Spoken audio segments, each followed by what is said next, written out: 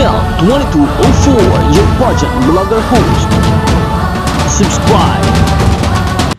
Magandang araw Pilipinas! Heto na naman tayo sa isa na namang mainit at bonggang update tungkol sa ating pambato na si Chelsea Fernandez, Miss Cosmo Philippines 2025.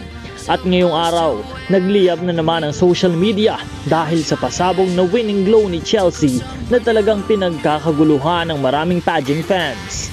Grabe mga kapageant, literal na napahinto ang social media nang kumalat ang mga bagong photos at videos ni Chelsea Fernandez.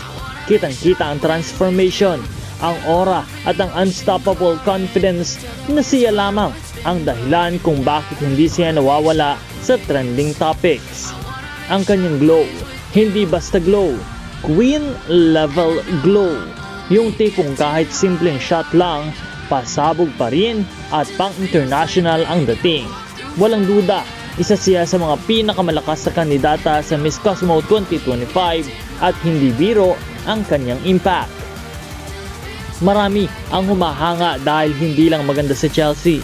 She polished, she prepared, at ramdam mong gutom siya para sa corona. Mapapansin mo rin ang dami ng international fans na ngayon ay nag-uumpisang sumuporta para sa kanya. Ika nga nila, Philippines is coming strong. Hindi na nakakapagtaka kung bakit pinagkakaguluhan siya sa social media. Ang bawat update, bawat post at bawat photos niya ay agad nagba-viral. Chelsea is undeniably the moment and she's proving every single day that she's ready to conquer the Cosmo stage. Kaya naman mga kapageant, ano ang masasabi nyo sa pasabog presence at winning glow ni Chelsea Fernandez? Just comment down below your reactions para sa ating Reyna.